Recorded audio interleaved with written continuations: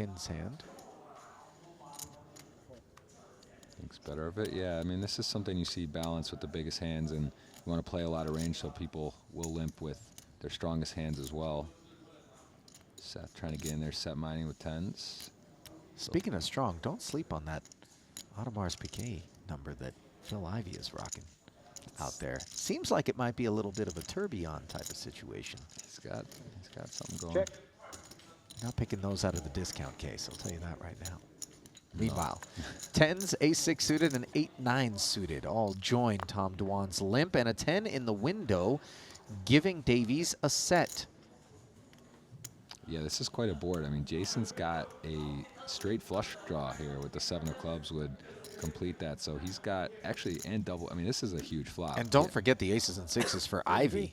Yeah. Green teeth. Yeah, this is Buckle up. a board of boards right now. And Kings just kind of got left behind after being a big lead. Pretty easy getaway, though.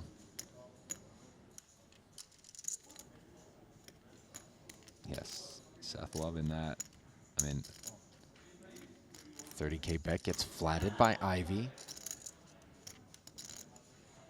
Seth, you got 500? A little less. 460, 470.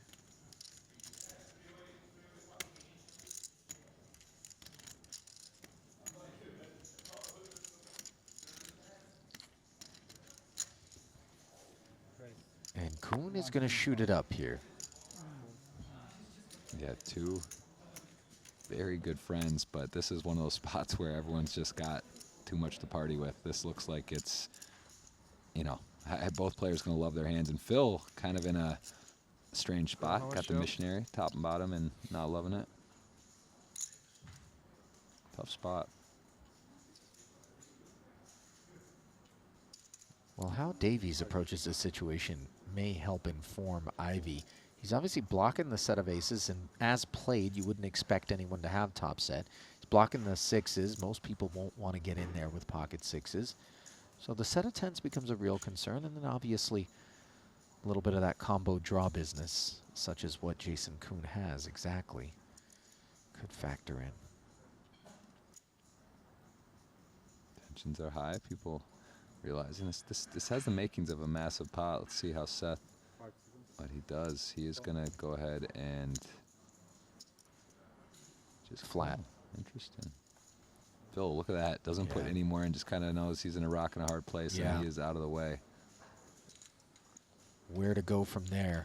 Even when the ace hits, he can't be entirely comfortable. That aces full of sixes is going to be good. As we see a jack of spades come off the deck, and now Kuhn picks up another path to a straight. Any seven, any queen, any club is what he's got in mind.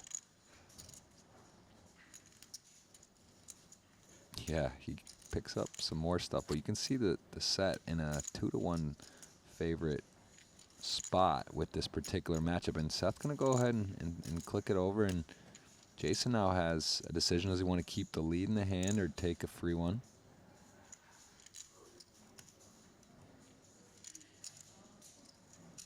What are you doing with 8-9 of clubs, Jeff? 340 in the middle. I mean, 745 back. Davies with 342,000. Flush. Wow. Hello. That is a straight flush. Yeah, the ace of clubs plays as the 5 of clubs in this instance. Wow. Was this on the poly market? I think there was. Are we going to see a royal or straight flush? Maybe it was on there. If it was on there, somebody just made a bundle. Cashed in. Obviously, Jason, short deck expert, understands spots as good as any. What I would do, I don't know. I think honestly that you talk about randomizers and rolling. I think that's probably a spot where you can do a couple things and not be too wrong, Ali. Anytime you got two ways, you know, up and down flush draw, and you maybe have some fold equity, I'm sure you could go ahead and push in. But at the same time, I think Seth's his hand looks very strong. So I think that's what Jason's like. Is he going to fold? Probably not. So now I'm just going to rip it and be on a draw and get called most likely. And he does take his free card. And this is a absolute special. It's hard to make straight flushes. I don't care what game it is you're playing. Well, it's hard to make flushes in general in short deck. With the absence of 4 of your suit, there are only 9. You'd need 5 of them total. 80. Oh, wow. And now Davies is actually going to try to represent the hand that Jason has, which is a flush, by leading out for 80,000. giving a little bit of business to eyes. He has the stone cold nuts, and he actually may be thinking as played that Seth could easily have the nut flush or a flush here.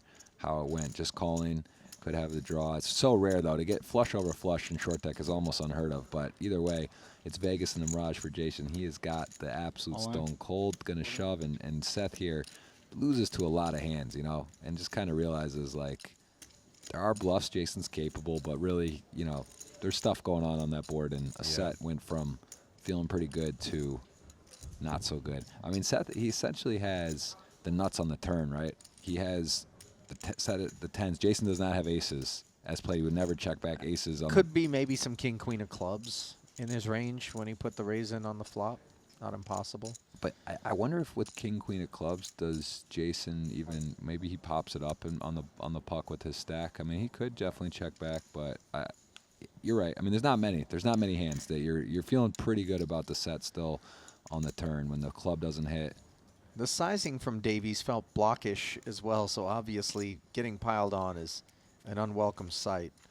And he and Jason know each other very well. Plenty of history between those two in the high-stakes circuits. Listen, there's no friends at the poker table, but it does add an interesting dynamic when you get stuffed by one of your best friends, and you know there's a let's on TV. It's like, is he, could he? You know, they do it. Listen, these guys make bluffs. They know what to do, and they're playing their ranges accordingly. But it just kind of, you know, you do a little extra consideration when you're getting mouthpiece there. But don't blame him for taking some time banks here and having a thought, because this is a tricky one, and there could be some.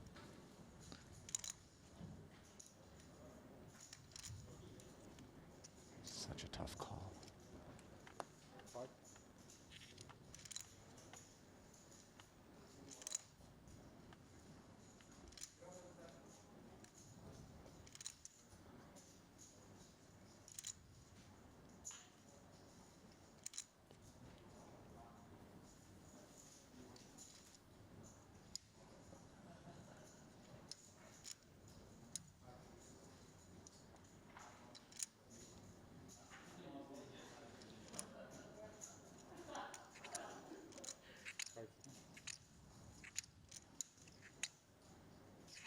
Reconstructing the action, it was Tom Dwan who limped in with the kings.